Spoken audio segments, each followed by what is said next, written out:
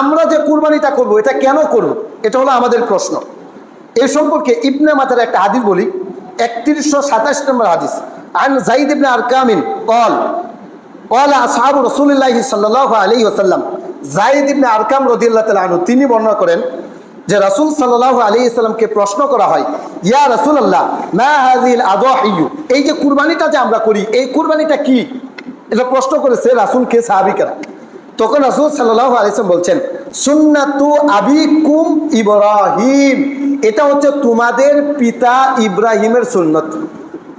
অর্থাৎ ইব্রাহিম আলাইহিস সালাম তার সন্তানকে কুরবানি করেছিল, সেই সুন্নতে আমরা পালন করি। আল্লাহ সুবহানাহু ওয়া তাআলা পবিত্র কুরআন সূরা কাউসার 2 নম্বর আয়াতে উল্লেখ করেছেন, ফাসল্লি লিরাব্বিকা ওয়ানহার, হে নবী আপনি আপনার রবের জন্য নামাজ আদায় করুন এবং কুরবানি পালন করুন।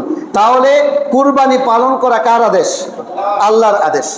আল্লাহ সুবহানাহু ওয়া তাআলা এইভাবে আমাদের উপরে কুরবানির বিধানটা দিয়ে দিয়েছেন। এখন কুরবানির হুকুম কি, ওয়াজিব নাকি সুন্নত? এ বিষয়ে ইমাম ও ফকিহদের মাঝে দুইটা মতভেদ রয়েছে। প্রথম অভিমত হচ্ছে কুরবানি ওয়াজিব।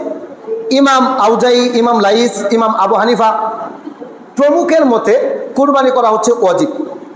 আর ইমাম মালিক ও ইমাম আহমদ রাহিমাহুল্লাহ তাআলা থেকে একটি মত বর্ণিত হয়েছে, তারাও বলেছেন যে এটা হচ্ছে ওয়াজিব।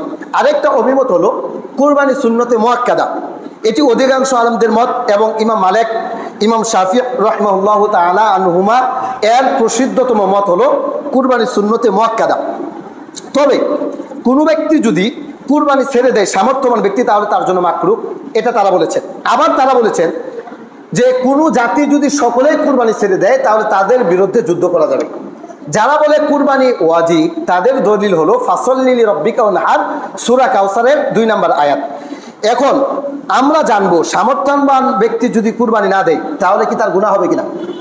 টাকা পয়সা আছে কিন্তু কুরবানি দেয় না, তাহলে তার গুনাহ হবে কিনা এ সম্পর্কে একটা হাদিস বলি। আন আবি হুরায়রা আন্না রাসূলুল্লাহ সাল্লাল্লাহু আলাইহি ওয়াসাল্লাম قال মান কানা লাহু সাআতুন ওয়া লাম ইউদাহি ফালা ইয়াকরাবান্না মুসাল্লানা। রাসূলুল্লাহ সাল্লাল্লাহু আলাইহি ওয়াসাল্লাম উল্লেখ করেছেন, মান কানা লাহু সাআতুন, যেই ব্যক্তির সামর্থ্য আছে, কি আছে ভাই? সামর্থ্য আছে, টাকা পয়সা অর্থ সম্পদ সব কিছু আছে, সামর্থ্য আছে, কিন্তু ওয়ালাম ইউদাহি, সে কুরবানি দিল না। রাসূল বলেছেন ফালা ইয়াকরাবান্না মুসাল্লানা, সে যেন আমাদের ঈদগাহে নামাজ পড়তে না আসে।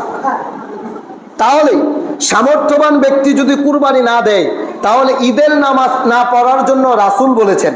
তাহলে বলেন তো দেখি, কুরবানি যদি সামর্থ্যবান ব্যক্তি না দেয় গুনাহ হবে কিনা? গুনাহ হবে। রাসূল বলেছেন তোমার মাঠ পড়ার দরকার নাই, ঈদের নামাজে তুমি আইসো না, ফালা ইয়াকরাবান্না মুসাল্লানা, সে যেন আমাদের ঈদগাহে না আসে, নামাজ পড়তে যেন সে না আসে। কেন সে কুরবানি করলো না? তার তো সামর্থ্য আছে, কেন কুরবানি করলো না?